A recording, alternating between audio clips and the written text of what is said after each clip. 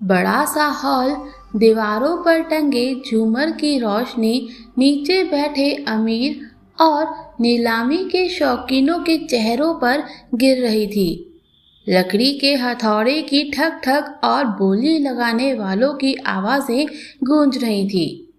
Mrs D'Souza मंच पर खड़ी थी, उम्र 50 के ऊपर, लेकिन उसके चेहरे की झुर्रियों में भी एक अजीब सी रहस्यमयी शांति थी। उसकी आंखों में कुछ ऐसा था जैसे वो हर चीज जानती हो, मगर कहती नहीं। एक एक कर सब एंटिक्स बिक रहे थे, लेकिन सबकी असली नजर उस पर्दे से ढकी हुई पेंटिंग पर थी, जो आखिर में दिखाई जानी थी। मिसेस डिसूजा ने धीरे धीरे कर्टन हटाया और फिर सन्नाटा। लोगों ने सांसें रोक ली अपनी। पोर्ट्रेट सामने था, बहुत बड़ा, लगभग इंसानी कद से भी ऊंचा। उसमें कई चेहरे थे, पर सबके एक्सप्रेशंस अलग। कुछ रो रहे थे, कुछ चीख रहे थे, कुछ ऐसे लग रहे थे जैसे अभी उन्हें ऑब्जर्व करके देख रहे हों। इतना रियलिस्टिक कि लगा जैसे कैनवास से बाहर निकल आएंगे। कोई पीछे से बुदबुदाया, बस यही है वो कर्स्ड पेंटिंग। दूसरे बुजुर्ग ने कांपती हुई आवाज में कहा, जिसने भी इसे लिया उनका घर उजड़ गया, सब बर्बाद हो गए। भीड़ में बेचैनी फैल गई, लोग एक दूसरे को देखने लगे। इसी भीड़ में बैठी थी रिया, यंग, कला से मोहब्बत करने वाली, पेंटिंग्स की रूह तक समझ लेने वाली।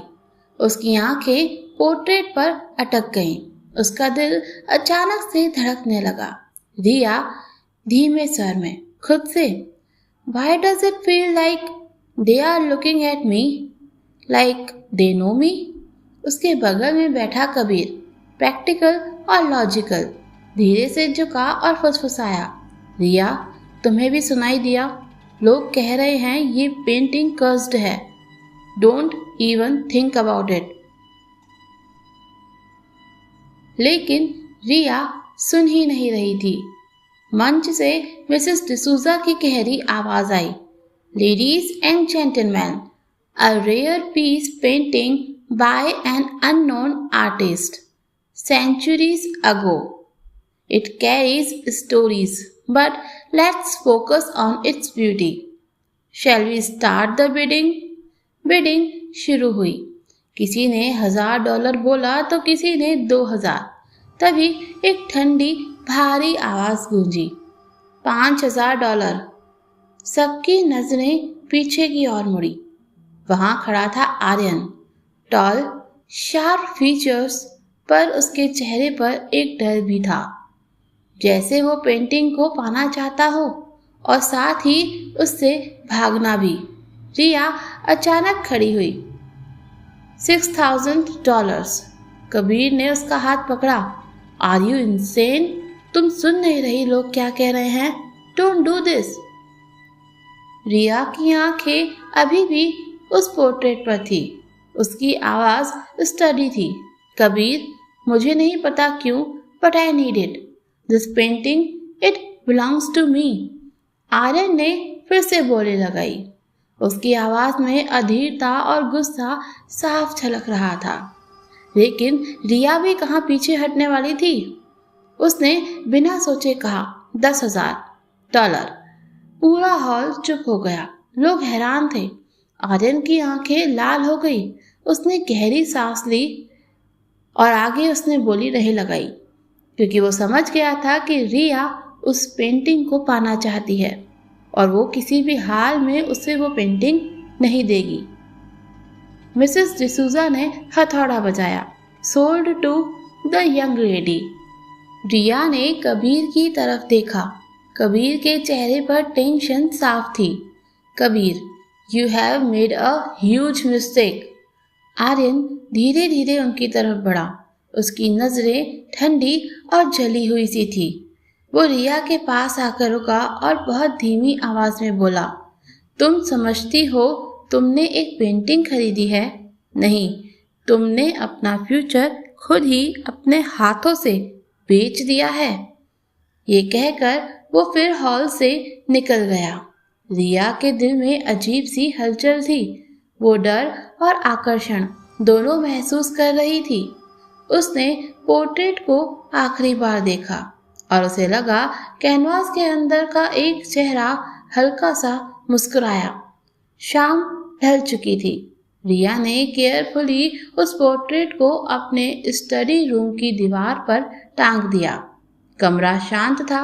बाहर स्ट्रीट लाइट की हल्की सी पीली रोशनी खिड़की से अंदर आ रही थी। कबीर दरवाजे पर खड़ा था, आर्म्स फोल्डेड, चेहरे पर चिंता साफ। कबीर धीरे से, रिया, मुझे ये बिल्कुल सही नहीं लग रहा। तुम्हें उस आर्यन की बात याद है? उसने कहा था ये पेंटिंग कर्स्ड है। रिया ने मुस्कुराने की कोशिश की, लेकिन उसकी आंखें पेंटिंग से हट नहीं रही थी। रिया, कबीर, लोग मिथ्स क्रिएट करते हैं, फियर के अराउंड स्टोरीज बनाते हैं, but look at this, isn't it breathtaking? The details, the brush stroke, it feels alive.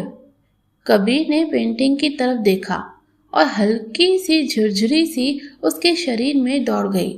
Portrait के चेहरे अजीब तरह से रियल लग रहे थे, जैसे ब्रीथ कर रहे हों। कबीर गहरी सांस लेते हुए, ज्यादा अलाइव लग रही है रिया, बस यही तो प्रॉब्लम है, ये जरूरत से ज्यादा अलाइव है। उसने दरवाजा बंद किया और बोला, मैं कल फिर से आता हूँ, प्लीज रात को अकेली मत रहना। कबीर चला गया। अब घर में सिर्फ खामोशी थी और वो पोर्ट्रेट। आधी रात को घड़ी ने 12 बजाए। रिया अपनी मेज पर बैठकर पेंटिंग को स्टडी कर रही थी। उसके हाथ में मैग्नीफाइंग ग्लास थी। उसने देखा पेंटिंग में 4 चेहरे थे। एक औरत जिसकी आंखों में आंसू, एक बच्चा जो डर से मुंह छुपा रहा था, एक बूढ़ा आदमी जो गुस्से से घूर रहा था, और चौथा चेहरा धुंधला था, जैसे जानबूझकर अधूरा छोड़ा गया हो। रिया की भौहें सिकुड़ गई। रिया धीरे से खुद से, स्ट्रेंज, इस आर्टिस्ट ने इतना डिटेल्ड काम किया है, पर ये एक चेहरा क्यों अधूरा छोड़ा है? तभी कमरे में हल्की सी फुसफुसाहट गूंजी। रिया। रिया का दिल धड़क उठा। उसने तुरंत पीछे मुड़कर देखा, पर कोई नहीं था। फिर उसने पेंटिंग की तरफ देखा। एक पल के लिए उसे लगा कि औरत के चेहरे पर आंसू अब बह रहे हैं। रिया की सांसें रुक सी गई। उसने आंखें मलकर फिर से देखा तो आंसू गायब, एक्सप्रेशंस वही।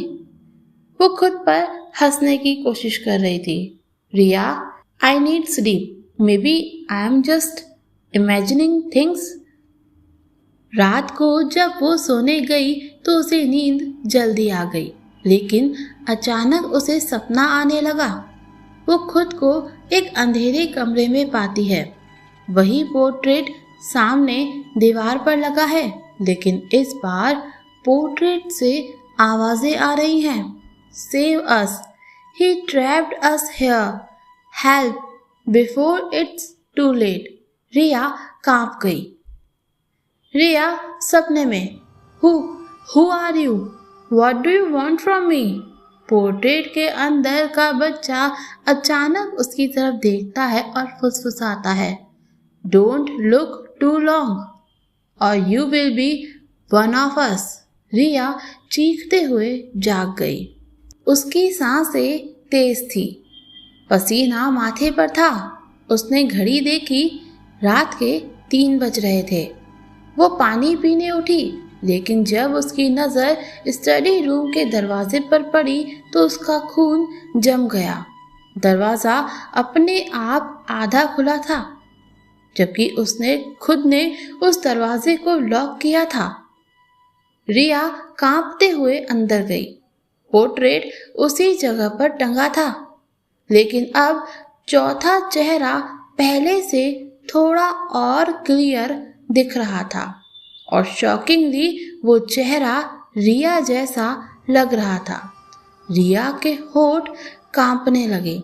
रिया धीमे स्वर में, no, this can't be happen. अचानक बाहर दरवाजे पर नॉक हुआ। ठक ठक ठक ठक। रिया चौंक गई। उसने डरते हुए दरवाजा खोला। वहां आर्यन खड़ा था। उसका चेहरा पसीने से भीगा हुआ, आंखों में घबराहट।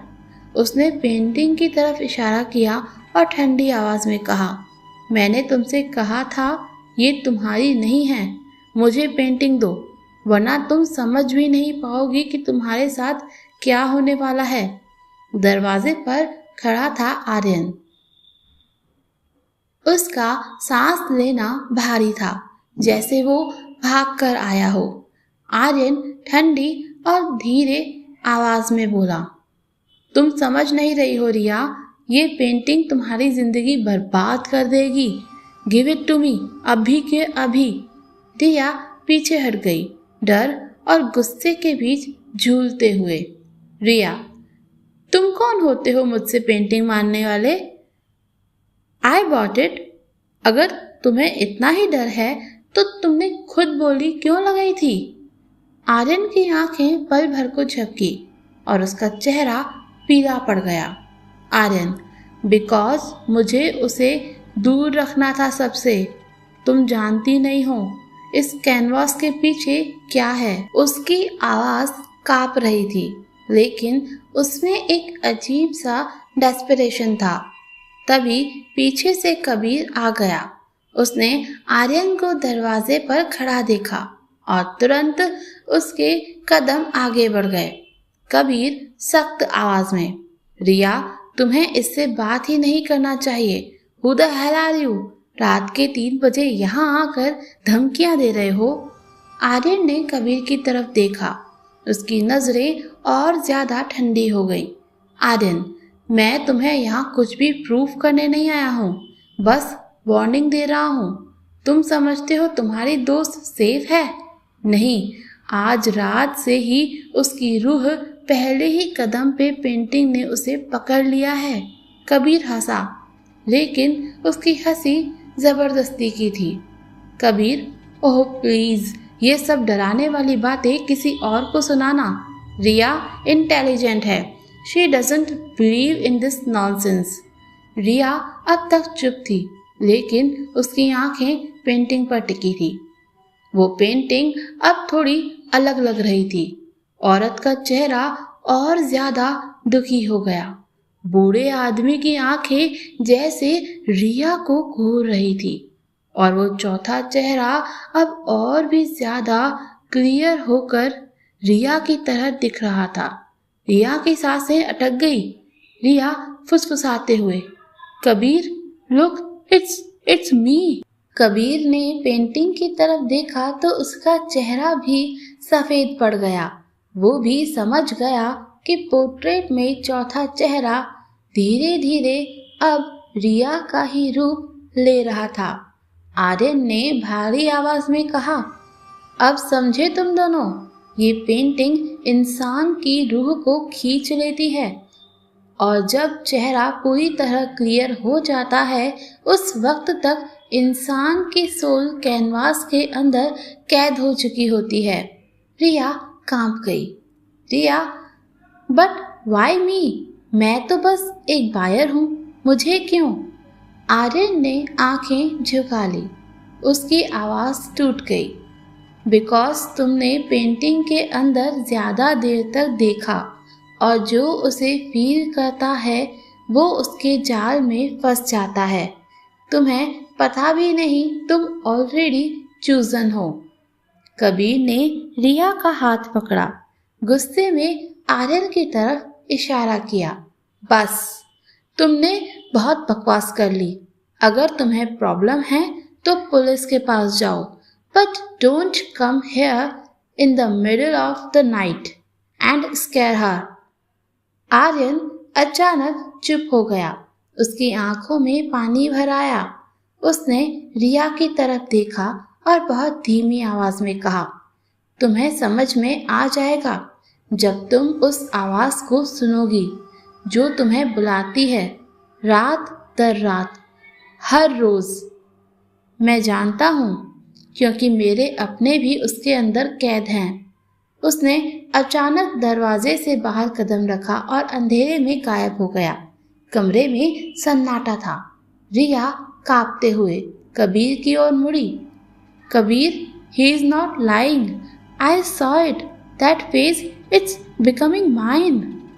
कबीर ने उसकी आंखों में देखा और पहली बार उसे यकीन होने लगा कि शायद यहाँ कुछ तो ऐसा है जो नॉर्मल नहीं हो रहा। तभी अचानक स्टडी रूम की लाइट्स फ्लिक करने लगी। पोर्ट्रेट में ट्रैप्ड बच्चा अब रिया को देखकर मुस्कुरा रहा था और उसी वक्त कमरे में एक फैंट लोरी जैसी आवाज गूंजी, जैसे कोई माँ अपने बच्चे को सुला रही हो। सो जा मेरे मुन्ना। कबीर और रिया दोनों के चेहरे पर खून उतर आया। रात का सन्नाटा और गाढ़ा हो चुका था। रिया और कबीर स्टडी रूम में खड़े थे। पेंटिंग दीवार पर टंगी थी और उसके सामने हवा भारी भारी सी लग रही थी, जैसे उस कमरे में ऑक्सीजन धीरे धीरे खींचा जा रहा हो। लाइट्स बार बार फ्लिक कर रही थी। रिया का दिल धड़क रहा था। रिया धीमे स्वर में, Kabir, did you hear that? लोरी किसी ने गाया था। कबीर ने खुद को संभालने की कोशिश की। Kabir, it's just your imagination. तुम ऑलरेडी डर चुकी हो, इसीलिए तुम्हें ऐसी आवाज़ें सुनाई दे रही हैं। पर तभी पेंटिंग के अंदर का बच्चा अचानक से ब्लिंक कर गया। दोनों जम गए। कबीर धीरे धीरे पीछे हटने लगा। कबीर कांपते हुए, no no, that's can't be real. अचानक कमरे का तापमान गिरने लगा। उनकी सांसों से धुआं निकलने लगा। स्टडी रूम में रखी सारी किताबें अपने आप फर्श पर गिर पड़ी। पर्दे हवा में उड़ने लगे, जबकि खिड़कियां बंद थी। और फिर पेंटिंग से एक हल्की सी परछाई बाहर निकली। वो धुंधली थी, पर धीरे धीरे एक आकार लेने लगी। एक औरत सफेद गाउन में, चेहरा आधा फटा हुआ, आंखें उसकी काली थी, उसमें से कुछ लिक्विड जैसा बह रहा था। रिया का दिल एकदम से रुक सा गया। रिया फुसफुसाते हुए, ओ गॉड, शी इज रियल। उस औरत ने कांपती हुई आवाज में कहा, बचाओ हमें, उसने हमें कैद कर रखा है। कबीर ने रिया का हाथ कसकर पकड़ा। Riya, we need to get out right now. लेकिन रिया उस आत्मा की आंखों में देख रही थी। वहां दर्द था, नफरत नहीं। रिया धीरे से, who did this to you? कौन हो तुम? और तुम यहाँ ट्रैप किसने किया है? आत्मा कांप गई। पेंटर, उस पेंटर ने अपने जुनून में हमें कैनवास में बंद कर दिया। हम अब भी जिंदा हैं, पर इस फ्रेम के अंदर। लेकिन हमारा शरीर मर चुका है, लेकिन आत्मा यहाँ कैद हो चुकी है। अचानक उसकी आवाज़ गहरी और डरावनी हो गई। और अब तुम्हारी बारी है। उसकी परछाई रिया की तरफ पड़ी। कबीर चिल्लाया, रिया मूव। उसने रिया को खींचकर पीछे किया। उसी वक्त परछाई पेंटिंग में वापस खिंच गई, लेकिन जाते जाते रिया की बाह पर गहरा स्क्रैच छोड़ गई। रिया चीख उठी। उसकी स्किन पर 3 लंबी लाल लकीरें बन गई थी, जैसे किसी ने नाखून गड़ा दिए हों। कबीर ने घबराकर उसका हाथ पकड़ा। ये सब हेल्यूसिनेशन नहीं है, इट्स रियल। तुम्हारे ब्लड से वो पेंटिंग रिएक्ट कर रही है।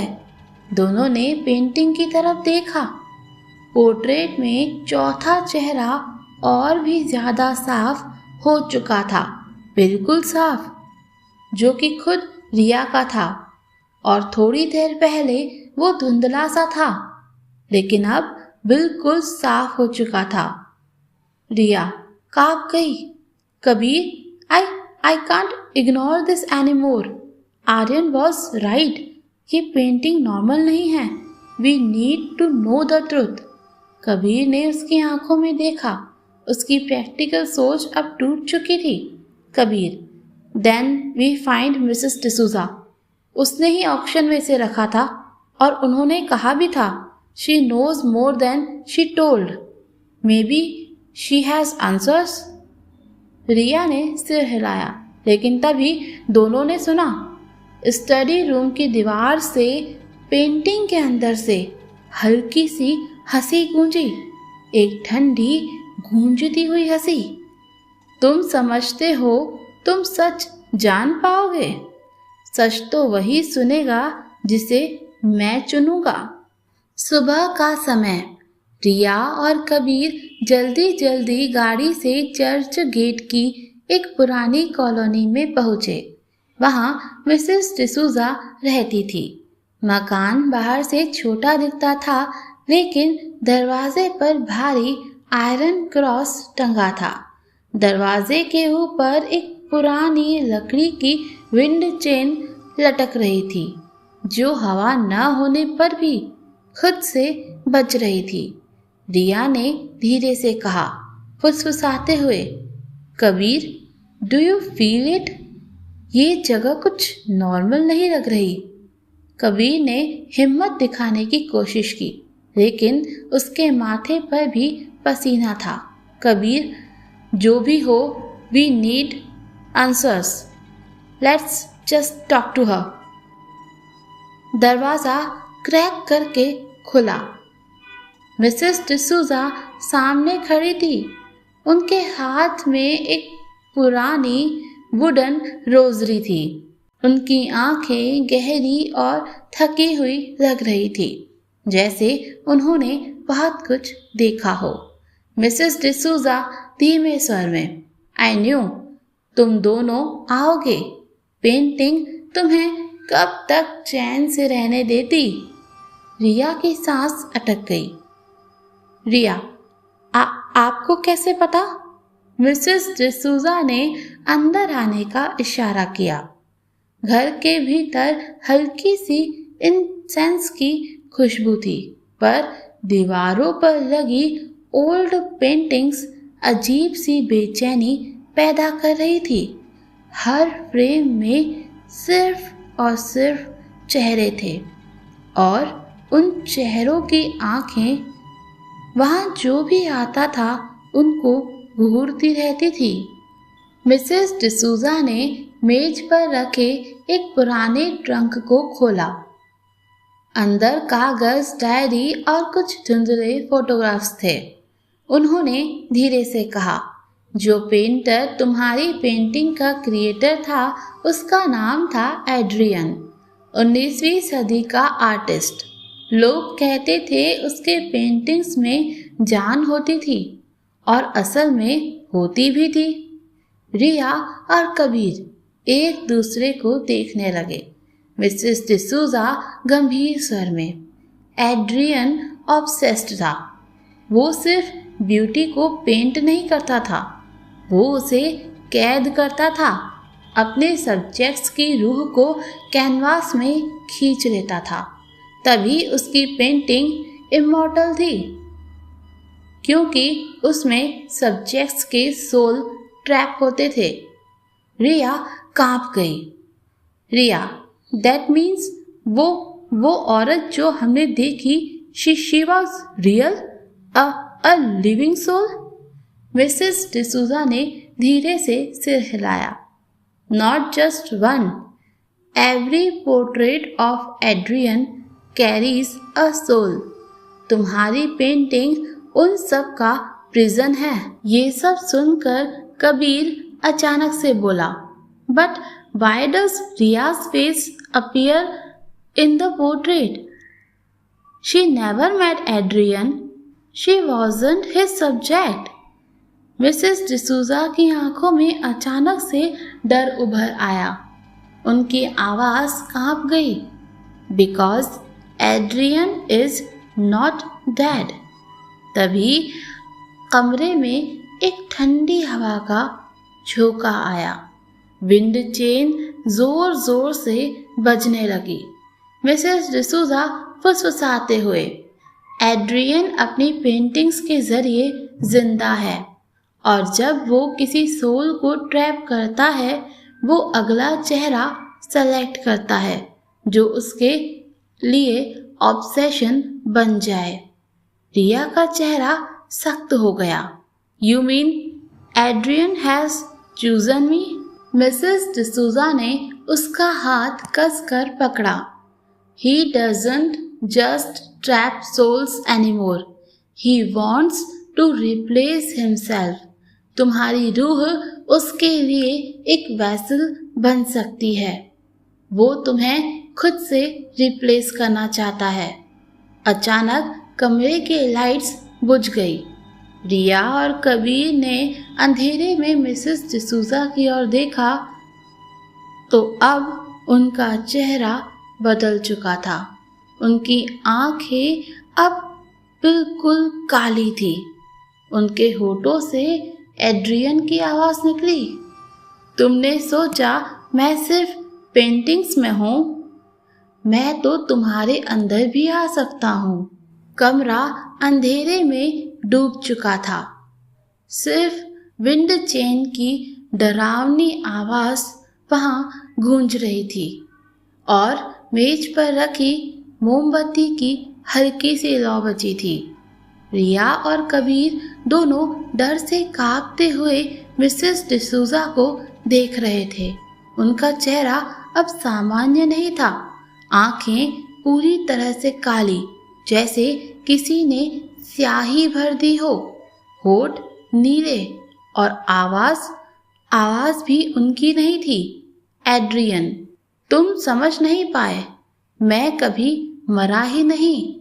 मैं हर ब्रश स्ट्रोक के साथ अपना अस्तित्व कैनवास में उतारता था और अब तुम्हारा चेहरा मेरी अगली कृति बनेगा। रिया की सांसें अटक गई। रिया गुस्से और डर में कहती है, यू मॉन्स्टर, तुमने उन सबके सोल्स चुरा लिए, उन्हें कैद कर दिया, अब मुझे भी कैद करना चाहते हो? एड्रियन ने अचानक से हंसना शुरू किया। हंसी गहरी और गूंजती हुई थी, जैसे हर कोने से आती हो। एड्रियन, कैद नहीं, अमरत्व। वो सब अब मेरी गैलरी में हमेशा के लिए अमर हो चुके हैं। अचानक कमरे की सारी पेंटिंग्स एक साथ हिलने लगी। उनके अंदर के चेहरे रोने लगे, चीखने लगे।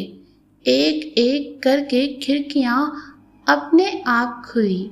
तेज हवा ने पूरे कमरे को झंझोर कर रख दिया। कबीर ने रिया को पकड़ा।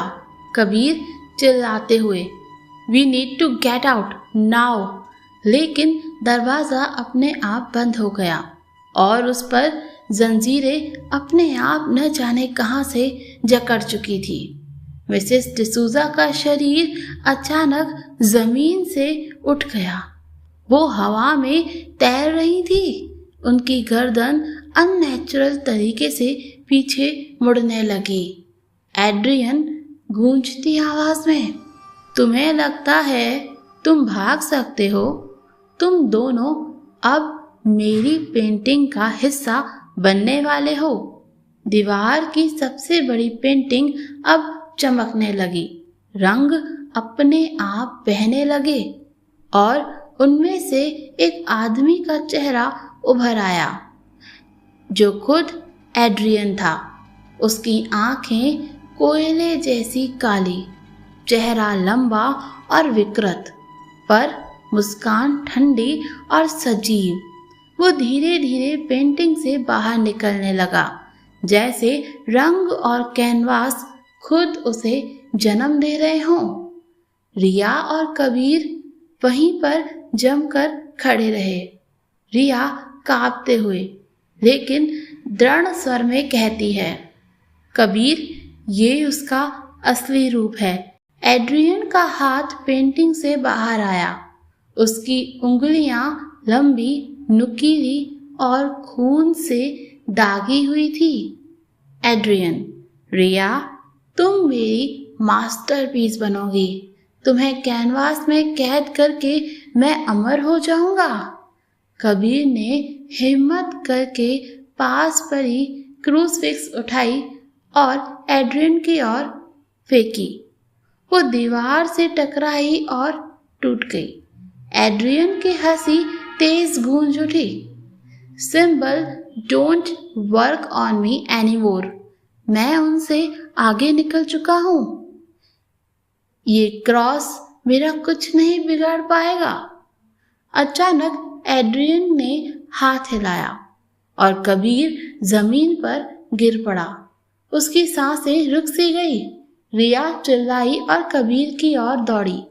रिया रोते हुए, no Kabir, please don't leave me. Adrian painting से बाहर आकर अब पूरी तरह उनके सामने खड़ा था। उसकी मौजूदगी से पूरा कमरा कांप रहा था। एड्रियन, चूज रिया, या तो अपने दोस्त को यहीं मरते हुए देख लो या अपनी आत्मा मुझे दे दो। कमरा अभी भी अंधेरे में डूबा हुआ था, लेकिन एड्रियन उन्हें साफ दिखाई दे रहा था। एड्रियन अब पूरी तरह उनके सामने खड़ा था, आधा इंसान आधा पेंटिंग सा। उसकी त्वचा जगह जगह पर फटी हुई थी और उसके अंदर से गहरे काले रंग की परतें बह रही थी, जैसे स्याही। कबीर जमीन पर पड़ा हुआ था, हाफता हुआ। उसकी छाती भारी थी। एड्रियन धीरे धीरे रिया के करीब आया। हर कदम के साथ लकड़ी के फर्श चटक रही थी। एड्रियन, चूज रिया, या तो तुम्हारा ये दोस्त अपनी अंतिम सांस दे या तुम अपनी आत्मा मुझे सौंप दो। तुम मेरी अगली मास्टरपीस बनोगी, अमर बन जाओगी तुम। रिया के हाथ कांप रहे थे। उसकी आंखें कबीर पर टिक गई। Kabir, please stay with me, don't leave. Kabir ने मुश्किल से आंखें खोली और धीमे स्वर में कहा, Riya, don't listen to him, don't give him what he wants. If you do, it's all over. Adrian ने कबीर के चेहरे की ओर देखा और ठंडी हंसी निकाली। एड्रियन, कितनी पैथेटिक लॉयल्टी। सब कुछ जानने के बाद भी ये तुम्हें बचाना चाहता है। बट रिया, तुम उसकी मौत को रोक सकती हो। बस एक हाँ चाहिए तुम्हारी। जैसे ही एड्रियन ने रिया के करीब आकर उसका हाथ पकड़ने की कोशिश की, अचानक दीवार पर टंगा एक पुराना सा मिरर हिलने लगा। उस मिरर में एड्रियन का अक्स दिखा, पर वो अजीब था। वहां पर एड्रियन का चेहरा विकृत नहीं था, बल्कि गिल्ट और पीड़ा से भरा हुआ था। रिया ने एक पल को मिरर को देखा और वो समझ गई, उसकी ताकत कैनवास है, पर उसकी कमजोरी है उसका खुद का अतीत, उसका खुद का असली चेहरा, उसका गिल्ट। एड्रियन ने मिरर की ओर देखा और उसका चेहरा एक पल के लिए तड़प उठा। उसने तुरंत मिरर की ओर पीठ फेर ली। एड्रियन ने गुस्से में दहाड़ते हुए कहा, डोंट लुक देयर, वो झूठ है, मैं सच हूं। रिया जमीन पर घुटनों के बल गिर गई। उसके आंसू बह रहे थे। वो कबीर की ओर झुकी और उसका हाथ पकड़ा। रिया ने टूटती हुई आवाज में कहा, I can't lose you, I can't, please fight for me Kabir. Kabir ने उसका हाथ दबाया और धीरे से कहा, no matter what, don't let him take you. Riya, promise me कि तुम खुद की आत्मा उसके हवाले कभी नहीं करोगी। जो वो चाहेगा वो तुम नहीं करोगी। एड्रियन पास आकर उसके झुक गया। उसकी सांस ठंडी थी जैसे बर्फ। एड्रियन धीरे से बोला, बस एक शब्द और सब खत्म। तुम दोनों को और दर्द नहीं सहना पड़ेगा। बस तुम एक शब्द और बोलो। कमरा एकदम खामोश हो गया। सिर्फ हवा की सीटी और दीवारों से आती हुई धुंधली सी चीखें सुनाई दे रही थी। रिया के सामने सबसे बड़ा सवाल था। अगर उसने एड्रियन को हाँ कहा तो कबीर बच सकता है, लेकिन उसकी आत्मा हमेशा के लिए पेंटिंग में कैद हो जाएगी।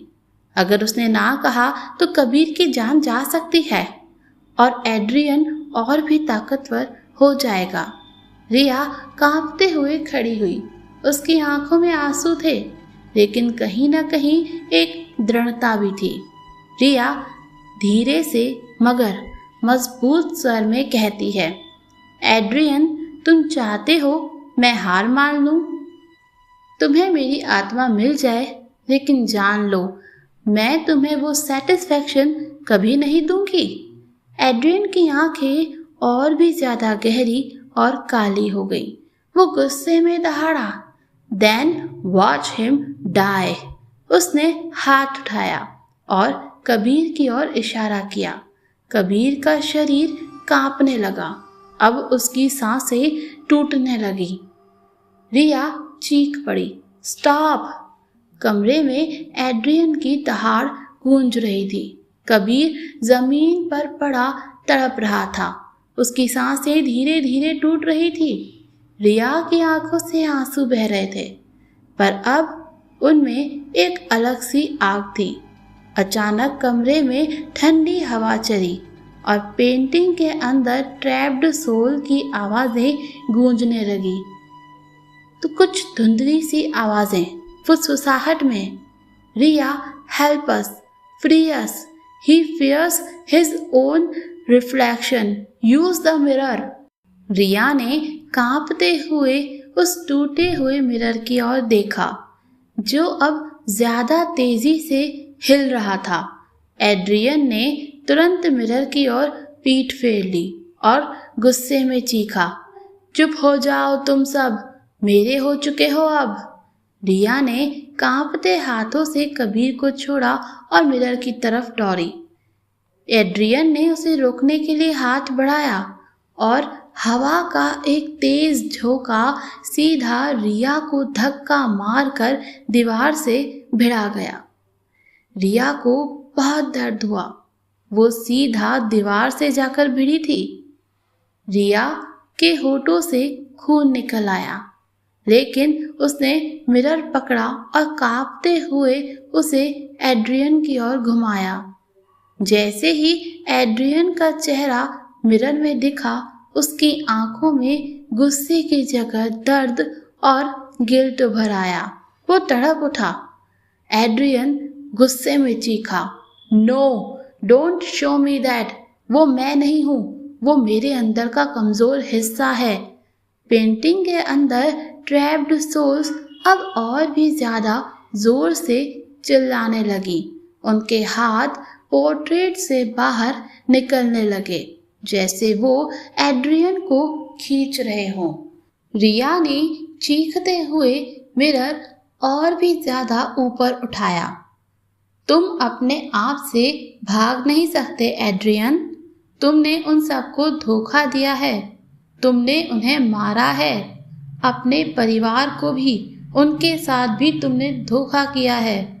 मिरर में अब एड्रियन के परिवार के चेहरे भी दिखने लगे, उसकी बहन, उसकी माँ और दूसरे मासूम लोग भी। उनकी आंखों में नफरत नहीं थी, बल्कि दर्द और इल्जाम था। एड्रियन जमीन पर गिर पड़ा।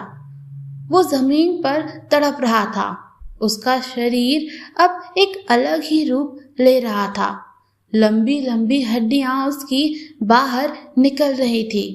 उसकी त्वचा दरारों में फट रही थी और उसकी आंखों से काली धुंध निकल रही थी। एड्रियन गरजते हुए कहता है, इनफ! अगर तुम्हें मेरी कमजोरी पता चल गई है तो मैं तुम्हें अब यहीं खत्म कर दूंगा। उसने हाथ फैलाए और कमरे की हर वस्तु वहां पर उड़ने लगी।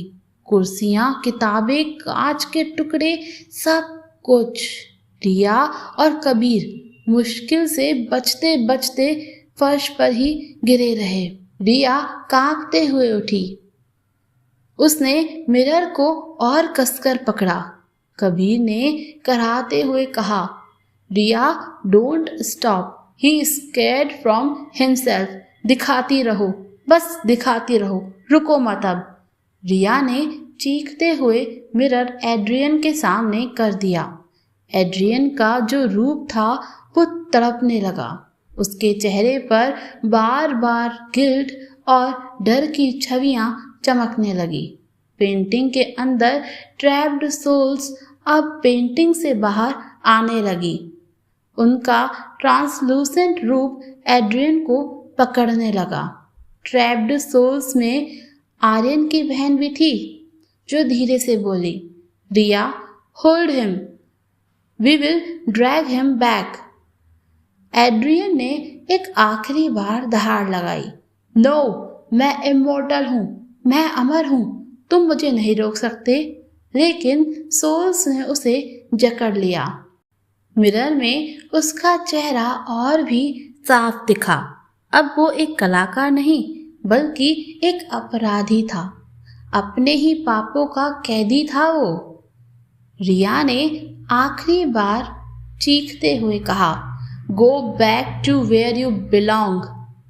वहां पर वापस जाओ जहां से तुम आते हो। और मिरर अचानक तेज रोशनी में टूट गया। कमरे की दीवारें कांप रही थी।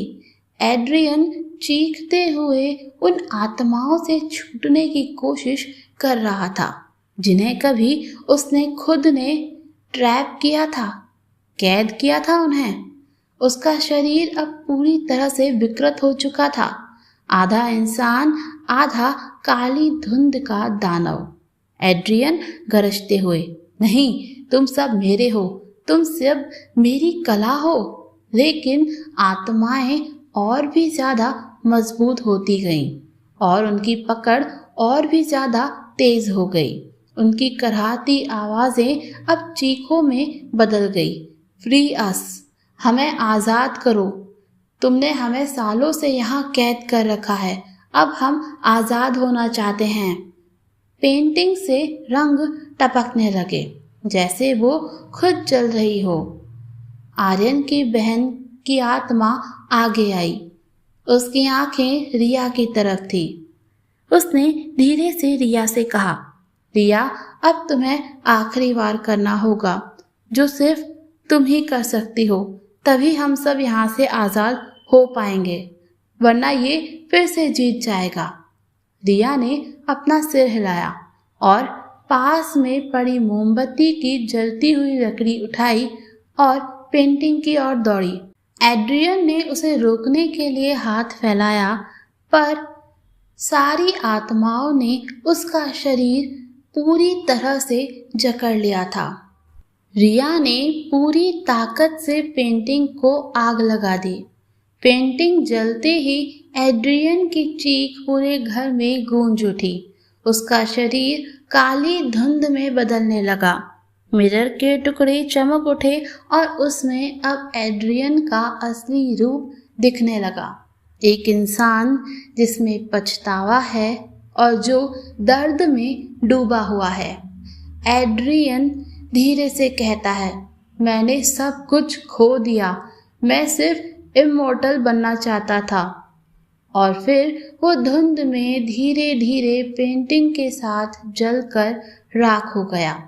जैसे ही पेंटिंग पूरी तरह से जल गई, सारी आत्माएं, उनकी चीखें थम गई।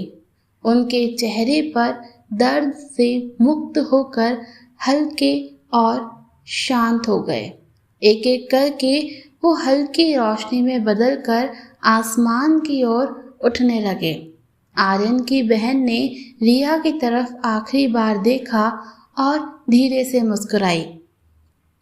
आर्यन की बहन ने उसे धीरे से कहा, थैंक यू हम सबको आज़ाद करने के लिए। आज तुम्हारी वजह से हम सब आज़ाद हैं।